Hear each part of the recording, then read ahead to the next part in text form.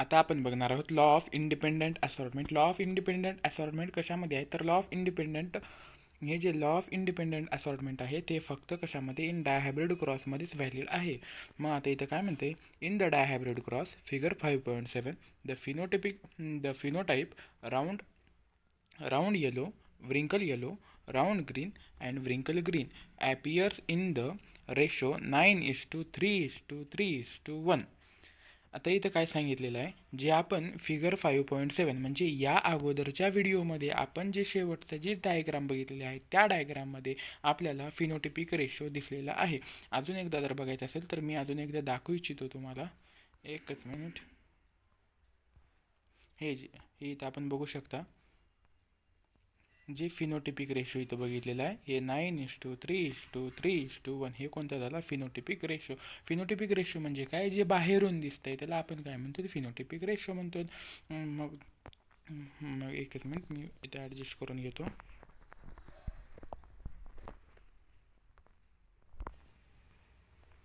हां मग आता इथं काय सांगितलेलं आहे राऊंड येलो किती आहेत 9 आहेत. इथं परत हे व्रिंकल येलो किती आहेत 3 आहेत. नंतर राऊंड ग्रीन किती आहेत 3 आहेत आणि व्रिंकल ग्रीन किती आहेत तर 1 आहे. असे टोटल 16 हे आपल्याला सीड भेटलेले आहेत तिथं. मग इथं काय म्हणते पुढं such a ratio was observe for the several pairs of the character that Mendel studied. आता आपण इथं काय बघितलं फक्त 2च कलरचे 2 कॅरेक्टरच घेतलेले आहेत. कोणते 2 कॅरेक्टर घेतलेले आहेत एक सीडचा शेप घेतला आहे आणि सीडचा शेप आणि सीडचा कलर घेतला आहे. मग जर आपण दुसरे पण घेतलो समजा आपण सीड न घेता आपण हाईट घेतलो स्टेम हाईट घेतलो किंवा जर नाही जर म्हणलं तर मग पोड कलर घेतलो किंवा पोड कशी असते एक कंट्रिक्स्टर असते एक किंवा ते फ्लॅट असते तशा प्रकारचं पण घेऊ शकतो आपण. किंवा जे मेंडलचे त्याने जे 7 पूर्ण हे सांगितलेले आहेत जे कॅरेक्टर जे सात त्याने जे ट्रेट सांगितलेले आहेत 14 ट्रेटपैकी जे 7 त्यांच्या पेअर आहेत जे कोणत्या कॉन्ट्रास्टिंग पेअर आहेत त्या कॉन्ट्रास्टिंग पेअरमध्ये पण त्यांचा रेशो कसा भेटला सेमच भेटला. कोणता भेटला 9:3:3:1 पण कधी डायहायब्रिड क्रॉसमध्ये आपण त्याला पुढं बघू. मग the ratio 9:3:3:1 can be derived as the combination of the series of 3 yellow 1 green with 3 round with 3 round 1 wrinkle. हे जे 9:3:3:1 हे आपण रेशो आपण कसं डिराईव्ह करू शकतो द कॉम्बिनेशन ऑफ सिरीज म्हणजे काय आपल्याला कॉम्बिनेशन करायचं आहे. कोणाकोणाचं कॉम्बिनेशन करायचं आहे तर कॉम्बिनेशन ऑफ 3 येलो 1 ग्रीन. मग काय बघतं अगोदर स्टार्टिंगला कलर घ्यायचा मग कलर कोणता घेतला आपण येलो 3 येलो 1 ग्रीन. मग हे झाल्याच्यानंतर आता शेप घ्यायचा नंतर कोणता 3 राऊंड आणि 1 व्रिंकल घेतल्याच्यानंतर हे आपल्याला काय भेटतं 9:3:3:1 कसं ते आपण पुढे बघणार आहोत. The derivation can be written as a follow. मग आता डेरिव्हेशन काय आपल्याला पुढं बघायचं आहे कसं. मग आता इथं काय म्हणलेलं आहे 3 राऊंड घेतलेला आहे आणि 1 व्रिंकल. इथं जे बघा हे 3 राऊंड 1 व्रिंकल हे जे घेतलेलं आहे ते इथं आलं 3 राऊंड 1 व्रिंकल. मग इथं काय म्हणलं 3 येलो 1 ग्रीन. मग इथं 3:1 ग्रीन. हे एका बॉक्समध्ये घेतलं किंवा हे एका कंसामध्ये इथं घेतलेलं आहे. मग नंतर इथं काय करायचं आहे ह्या 3 हे जे येलो आहे त्या ह्याच्यानं ह्याला आपण गुणाकार केला. मग काय येतं इथं 3 × 3 म्हणजे 3 × 3 किती झालं हे इथं आला 9. मग 9 कसे आहेत हे राऊंड येलो आला. मग इथं हे राऊंड येलो आला हे झालं. मग नंतर आता काय नंतर ह्या ग्रीननं इथं ह्याला हे करायचं आहे सॉरी एकच मिनिट ह्या व्रिंकल हे जे व्रिंकल आहे नंतर पुढचा कलर कोणता आहे व्रिंकल येलो सांगितलेला आहे म्हणजे ह्या व्रिंकलनं ह्याला गुणाकार करायचा आहे. ह्या दोघांचा गुणाकार होते. मग ह्या दोघांच्या गुणाकारमध्ये काय होते 1 × 3 आलं इथं. मग नंतर कोणता आलेला व्रिंकल येलो इथं व्रिंकल येलो आला. मग हे झाल्याच्यानंतर परत नंतर हे राऊंड ग्रीन आहे. मग नंतर ह्या 3 ह्याला गुणाकार केलं. मग नंतर इथं कोणता आला 3 हे 3 × हे 3 × 1 किती आलं इथं 3 कोणता आला हे राऊंड हे ग्रीन हे राऊंड हे ग्रीन. मग राहिला कोणता हे एक व्रिंकलचा राहिला व्रिंकल ग्रीन ह्या व्रिंकल ग्रीन नंतर गुणाकार केलो. मग नंतर इथं काय आलं 1 हे 1 × 1 इथं 1 येणार नंतर व्रिंकल ग्रीन येणार म्हणून इथं व्रिंकल ग्रीन आलं. हे त्याचं डेरिव्हेशन झालं. सगळ्यात सोपं लक्षात ठेवायचं 9:3:3:1 हे डायहायब्रिड क्रॉसचं काय याचं रेशो आहे. मग त्या रेशोमध्ये त्याच्यामध्ये आपण काय घेतले तर 3 राऊंड कलरच्या shape, 3 round colour, 3 rounded seed आणि एक व्रिंकल सीड. आणि तेच ते जे 3 राऊंड आहेत ते 3 राऊंड कसे आहेत तर ते 3 येलो कलरचे आहेत. आणि जे व्रिंकल कलरचे आहे ते त्याचा कसा आहे, त्याचा ग्रीन कलर आहे. मग त्याचं एक्सपान्शन काय होते, ते एक्सपान्शन करताना अगोदर ह्या दोघांचा गुणाकार करून घ्यायचा. काय आलं, इथं येते 9 राऊंड येलो येते. मग नंतर काय येते, हे व्रिंकल येलो येते. म्हणजे नंतर ह्या दोघांचा गुणाकार करायचा, ह्या दोघांचा म्हणजे ह्या इथल्या ह्याचा गुणाकार करायचा. इथं काय आलं 3:1 आलं, हे 3 x 1 म्हणजे व्रिंकल येलो आलं. मग नंतर ह्या दोघांचा गुणाकार करायचा. नंतर हे किती आलं, 1 x 3 म्हणजे राऊंड, हे राऊंड ग्रीन किती आले, 3 आले. मग नंतर ह्याचा आणि ह्याचा गुणाकार करायचा म्हणजे किती आलं, 1 व्रिंकल ग्रीन आलं. हे 1 × 1 आणि हे ग्रीन, हे ग्रीन, हे व्रिंकल, म्हणून इथं व्रिंकल ग्रीन आलं. लक्षात घ्या कसं, हे 3 ह्याला गुणाकार करायचा, परत नंतर ह्याला गुणाकार करायचा, हे झाल्यानंतर ह्याला गुणाकार करायचा, नंतर ह्याला गुणाकार करायचा, हे ह्याचं एक्सपान्शन भेटून जाईल. ओके, चला पुढं. Based on such observation on the dihybrid crosses, the crosses between the plants differ in the true trait. Mendel proposed the second set of the generalization that we call the Mendel's law of independent assortment. आता काय झालं, Mendel observation केला. कशामध्ये observation केला तर डायहायब्रिड क्रॉसमध्ये. हे जे डायहायब्रिड cross बघितलंय, ह्या डायहायब्रिड क्रॉसमध्ये तर त्याने डायहायब्रिड क्रॉसची पुढे डेफिनेशन दिली आहे. काय म्हणते, डायहायब्रिड क्रॉस म्हणजे the crosses between the plant differ in two trait. जे प्लांट आहेत ते प्लांट कशामध्ये, 2 कॅरेक्टरमध्ये किंवा 2 ट्रेटमध्ये काय असले पाहिजे, ते डिफरंट असले पाहिजे. मग मेंडलनं काय केला, मेंडलनं त्यानं सेकंड सेट ऑफ जनरलायझेशन म्हणजे त्यानं एक वाक्य सांगितला, म्हणजे ग्रुप ऑफ सेट सांगितला की जे सेकंड टाइम सांगितला. जे फर्स्ट होता ते मेंडल ते लॉ ऑफ डॉमिनन्स म्हणतो, आणि जे सेकंड जे आहे त्या सेकंड सेट ऑफ जनरलायझेशनला आपण काय म्हणतो, लॉ ऑफ इंडिपेंडेंट असॉर्टमेंट म्हणतो. मग हे लॉ काय म्हणते, द लॉ स्टेटेड दॅट, हे लॉ म्हणते when the two pairs of a trait are combined in a hybrid, the segregation of the one pair of a character is independent of the other pair of character.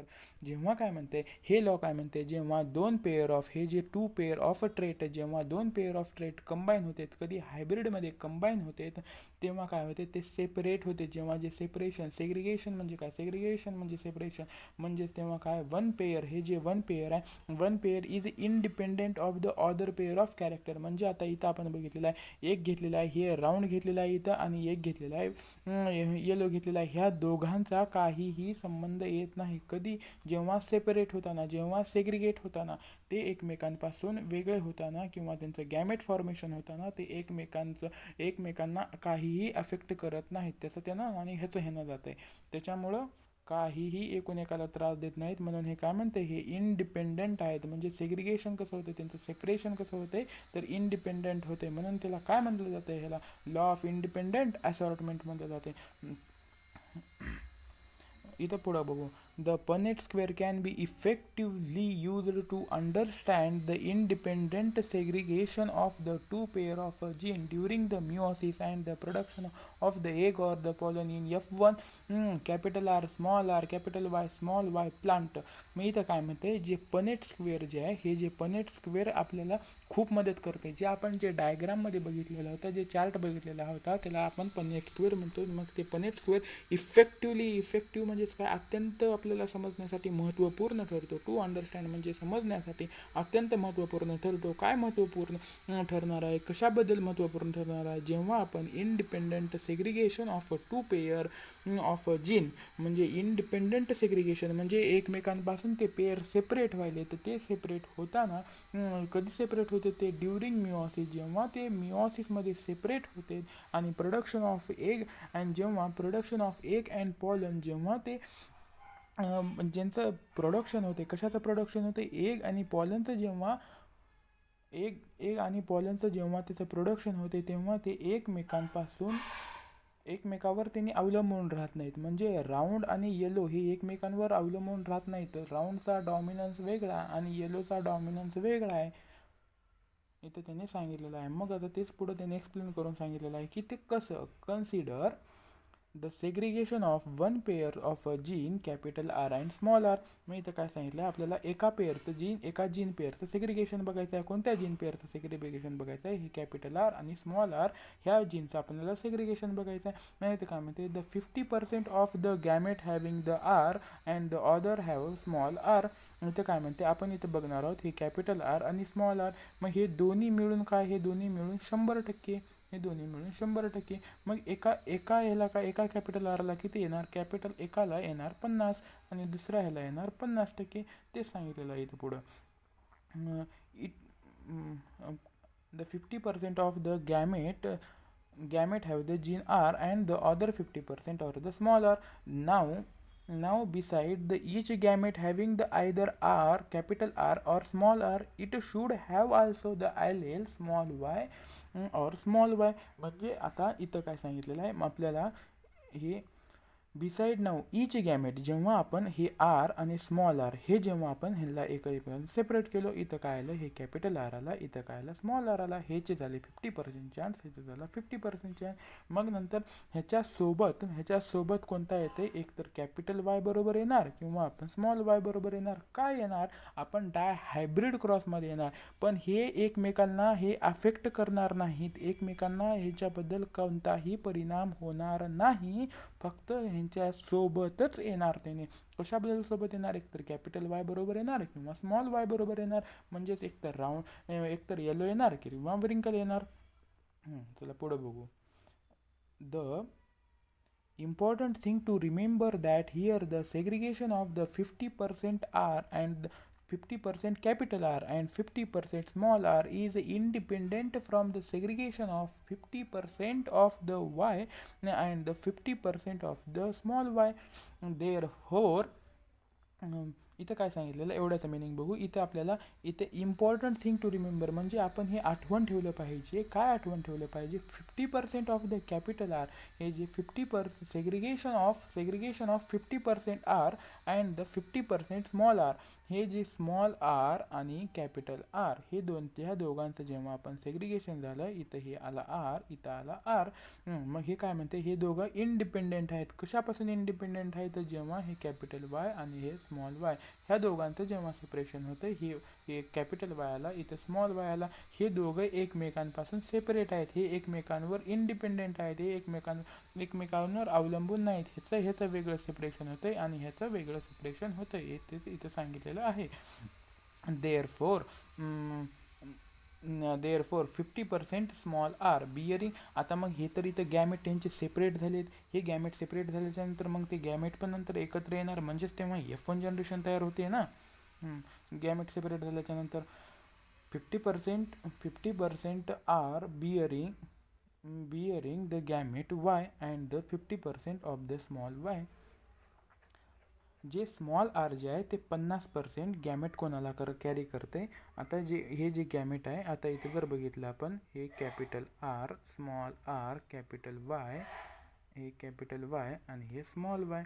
मग जेव्हा आपण जर बघितलो, जर 50% फक्त ह्या आरला जर कन्सिडर केलो, हे आर काय करू शकते? एकतर ह्याचे आणि ह्याच्या बरोबर जाऊ शकते, हे नाही म्हणलं तर ह्याचं आणि ह्याच्या बरोबर जाऊ शकते. म्हणजे हे इथं काय तयार होणार? स्मॉल आर स्मॉल वाय तयार होणार. इथं काय तयार, सॉरी, हे कॅपिटल वाय आहे आणि इथं काय तयार होणार? हे small r capital Y.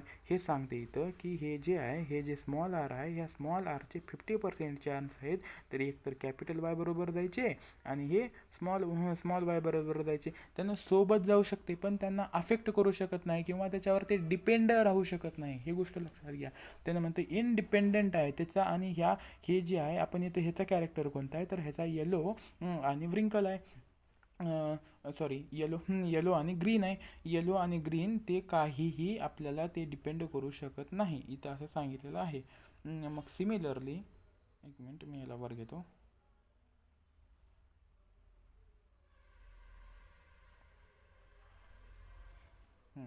Similarly, 50% capital R bearing the gamete capital Y and the other 50% small y. मग आता आपण इथं बघितलो, हे capital R, small r, capital, हे कॅपिटल वाय आणि हे स्मॉल वाय. आता आपण अगोदर ह्या आरचं बघितलेलं आहे. आता ह्या आरचं जर बघितलं तर हे कोणासोबत ह्या दोघाबरोबर येणार, म्हणजे कॅपिटल आर कॅपिटल वाय, म्हणजे 50% ह्याच्याबरोबर चान्सेस आहेत आणि हे 50% ह्याच्याबरोबर चान्सेस, म्हणजे कॅपिटल आर स्मॉल वाय ह्याच्यासोबत जाऊ शकतात.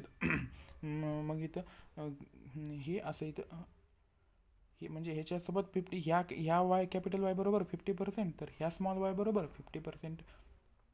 इथंच ते सांगितले. मग काय म्हणते इथं, similarly 50% of the capital R bearing gamete has capital Y and the other 50% has a small y. Thus there are the 4 genotype of the gamete. 4 आपल्याला काय भेटते, ते जीनोटाईप ऑफ द गॅमेट भेटते. कोणत्या प्रकारचे आपल्याला गॅमेट भेटणार आहेत आपण इथं बघून घेऊया. 4 type of pollen or the 4 and the 4 type of egg भेटणार आहेत. कोणते कोणते भेटणार आहेत, 4 टाईप. जेव्हा आपण इथं बघतो हे capital R capital Y capital R small r small capital Y आणि स्मॉल आर स्मॉल वाय काय भेटते, एवढे आपल्याला गॅमेट भेटतात. मग हे each with the frequency 50% or the 1/4 of the total gamete. म्हणजे आपल्याला काय इथे भेटणार आहेत, 4 प्रकारचे गॅमेट भेटणार आहेत. 4 प्रकारचे गॅमेट आपल्याला कसे भेटतात इथं बघू. हे आला कॅपिटल आर, हे आला स्मॉल आर, हे आला कॅपिटल वाय, हे आला स्मॉल वाय. आता काय करायचं, अगोदर एक्झाम इथं सांगितलेलं आहे, हे कॅपिटल आर घेतला आणि हे कॅपिटल आर कोणासोबत जाऊ शकते, हे एका बरोबर जाऊ शकते. म्हणजे इथं आला कॅपिटल आर कॅपिटल वाय आला इथं. मग नंतर काय, हे आणि हे दोघं एकत्र येऊ शकतात. म्हणजे कॅपिटल आर आला आणि हे स्मॉल वाय आला. मग इथं स्मॉल आर घेतला आणि हे कॅपिटल वाय घेतला, म्हणजे इथं काय आला स्मॉल आर हे कॅपिटल वाय आला. मग हे जे स्मॉल आर घेतला आणि हे स्मॉल वाय घेतला, स्मॉल आर स्मॉल वाय आला. हे किती झाले, म्हणजे हे टोटल किती झाले, हे टोटल हे झाले, हे 4 झाले. या मग हे 4 जे झाले हे टोटल 4 झाले. ह्या 4ला आपण जर बघितलं तर प्रत्येकाचे गॅमेट हे वेगवेगळे आहेत. हे गॅमेट वेगळं आहे, हे इथून हे वेगळं आहे, हे वेगळं आहे आणि हे वेगळं आहे. म्हणजे आपण काय म्हणू शकतो, हे जे आहेत टोटल इथं आहेत 4. ह्या 4 पैकी कुठला पण गॅमेट काय, हे 1 आहे. म्हणून इथं खाली सांगितलेलं आहे ते 1/4 रेशो ईच. म्हणजे जर एकाचा जर रेशो जर काढायचं म्हटलं तर 1/4 जर आपण जर पर्सेंटेजमध्ये जर कॅल्क्युलेट जर केलं तर हे एक येते 25% येते. 25% जर ह्याला 25 ह्याला 25 ह्याला 25 ह्याला 25 टोटल किती झाले, 100% झाले. ते सांगितलेलं आहे इथं.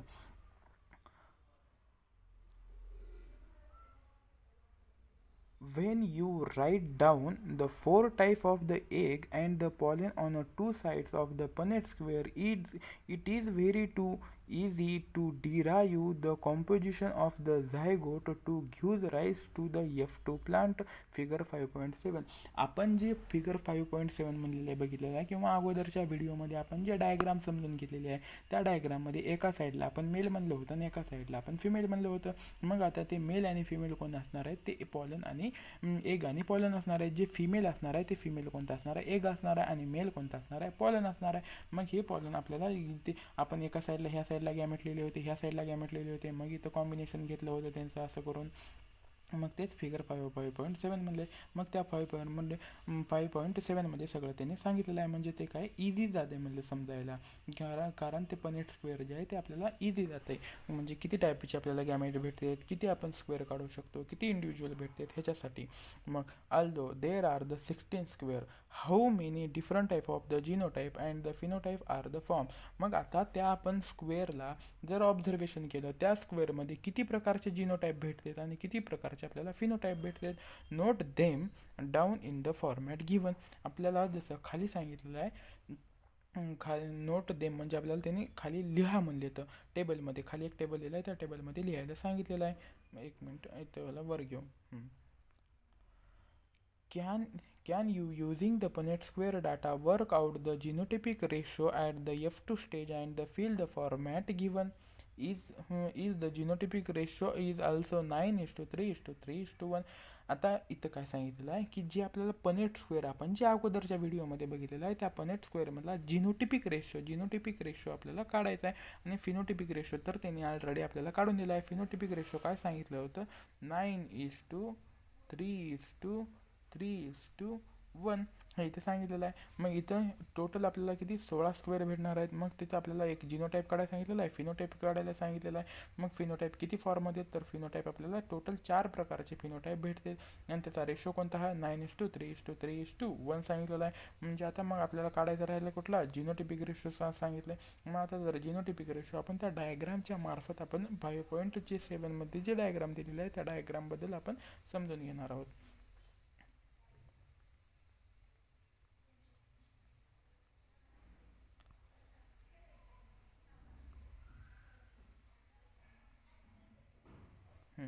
आता इथं जर बघितलं आपल्याला जिनोटिपिक रेशो म्हणजे आपल्याला एक्सटर्नल ॲपियरन्स कट जायचं नाही. जे फिनोटिपिक रेशो म्हणजे काय वरून दिसतंय कसं त्याला आपण फिनोटिपिक कॅरेक्टर म्हणतो. आणि जे जिनोटिपिक आहे म्हणजे त्याच्या आत त्याच्या जेनेटिक मटेरियल काय त्याचं जेनेटिक काय सांगते तर त्याचं जेनेटिक बघायचं. आता इथं बघायचं आपण आता कॅपिटल इथं जर बघितलो आपण तर कॅपिटल आर स्मॉल हे कॅपिटल वाय असं तुम्हाला दुसरीकडे कुठं दिसते का शोधा बरं. मग इथं आहे का, इथं स्मॉल आर आलं नाही, इथं स्मॉल आर आलं नाही आहे, इथं कॅपिटल आर आलं पण इथं स्मॉल वाय आलं हे पण गेलं, इथं स्मॉल आर आलं हे पण गेलं, इथं काय आलं इथं कॅपिटल वाय स्मॉल वाय आला हे पण गेलं, इथं एक स्मॉल आर आला हे पण नाही, इथं स्मॉल आर आहे, इथं पण स्मॉल आर आलं, इथं पण स्मॉल आर आलं, इथं स्मॉल आर आलं, इथं स्मॉल वाय आला. म्हणजे आपल्याला इथं काय शोधायचं आहे, अशी पेअर शोधायची आहे. पूर्ण बॉक्समध्ये दुसरीकडे कुठं भेटते का capital R small capital Y इथं आहे का बघा, इथं स्मॉल आर आलं गेलं, इथं पण एक स्मॉल आर आलं हे पण गेलं, इथं स्मॉल आर आलं हे पण गेलं, इथं स्मॉल आर गेलं हे पण गेलं आणि शेवटी तर स्मॉल वाय आहे ते म्हणून ते पण गेलं. म्हणजे हे जे जिनोटिपिक रेशो आहे ह्याचं जे जिनोटाईप आहे हे जिनोटाईपिकची पेअर कोणती आहे फक्त आणि फक्त एकच आहे ह्याची पेअर. मग म्हणजे आपण इथं जर लिहिलं तर हे कोणते असणार आहे, हे फक्त एक असणार आहे. मग जर आता इथं मग हे जे सेकंड प्रकार घेतलं होतं हे दोघं बघायचं. Capital R small r capital Y आणि कॅपिटल वाय, मग ह्याची दुसरी पेअर जर कुठं आहे तर ह्याची दुसरी पेअर इथं आहे. कोणती आहे, capital R capital Y small y असे फक्त 2च पेअर भेटतात आपल्याला, तिसरा पेअर भेटत नाही. जर आपण जर इथं बघितलं, इथं आहे का कॅपिटल आर स्मॉल आर, नाही. इथं आहे का, नाही. इथं आहे का कॅपिटल आर नाही. इथं आहे का, नाही. इथं आहे का, इथे कॅपिटल आर आहे पण इथं कॅपिटल वाय नाही, तर इथे कॅपिटल वाय स्मॉल वाय आहे म्हणून हे पण सेम नाही. इथं आहे का, हे पण नाही. इथं आहे का, हे पण नाही.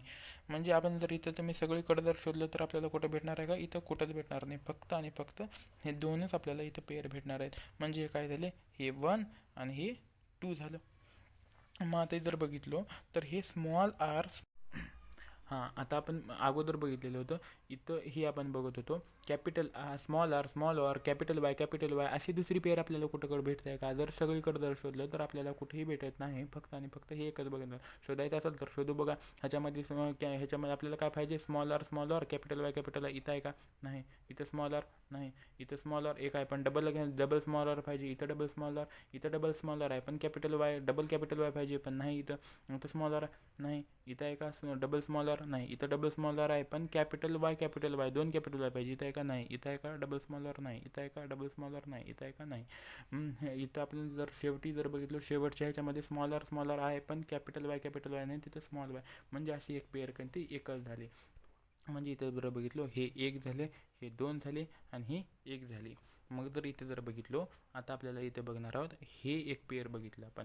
मग ही पेअर कोणती, capital R capital Y small y. दुसरी पेअर कुठे आहे ह्याची, इथं आहे ह्याची कॅपिटल आर आणि कॅपिटल वाय स्मॉल वाय. ह्याची दुसरी हे जर दुसरीकडे पेअर जर शोधलं तर कुठे भेटते का बघू. हे इथं आहे का, नाही. इथं आहे का, नाही. इथं आहे का, नाही. इथं आहे का, नाही. इथं आहे, नाही. इथं नाही. इथं नाही. इथं नाही. इथं नाही. इथं पण नाही, कुठंच नाही. फक्त हे आपल्याला 2 भेटले. म्हणजे हे पण किती झाले, 2 झाले. मग आता इथं बघू हे लाईन जर बघितलं तर हे लाईनमध्ये बघायचं. ह्या लाईनमध्ये आपल्याला बघू capital R capital Y small y. इथं आहे का, हां. इथं पण आहे capital R capital Y small y. इथं आहे का capital R capital Y small y. इथं आहे का capital R capital Y small y. हे किती झाले, हे झाले 4 झाले. हे इथं 4 झाले. मग नंतर आता इथं आपण बघणार आहोत दुसरा कुठला रेशो बघायचा आहे, हे इथला बघितला, हे जिनोटाईप आणि हे जिनोटाईप जर बघितलं तर आपल्याला सेम टू सेम भेटणार आहे. नंतर आपल्याला कुठलं बघणार आहोत, हे म्हणजे हे किती झाले, 2 झाले. असं जर दुसरीकडे शोधलं तर आपल्याला कुठंच भेटणार नाही. हे जर बघितलं कॅपिटल आर स्मॉल आर हे कोणते आहे, हे फक्त एकच आहे. हे इथलं फक्त एकच आहे. थोडं जर ह्याला जर वर जर घेतलं तर मग नंतर हे किती आहे, capital R capital small y हे किती आहे, हे असे किती आहेत, हे इथं आहेत. म्हणजे हे किती झाले, 2 झाले. मग आता इथं जर बघितलं हे स्मॉल आर स्मॉल वाय हे किती आहेत, 1 आहे. मग आता टोटलचा जर रेशो जर बघितला, टोटल रेशो आपल्याला जर काढायला जर सांगितलं, मग ह्याचा टोटल रेशो किती येणार, मग ह्याचा रेशो येणार आहे. आता इथं मी तुम्हाला लिहून दाखवतो, एकच मिनिट ह्याला ॲडजस्ट करतो. हे इथे खाली लक्षात ठेवा, हे जे शेवटचं जे आहे ना, हे स्मॉल आर आणि स्मॉल वाय हे लक्षात ठेवा. स्क्रीन ॲडजस्टमध्ये थोडासा प्रॉब्लेम होते म्हणून लक्षात ठेवायला सांगितलेलं आहे ते.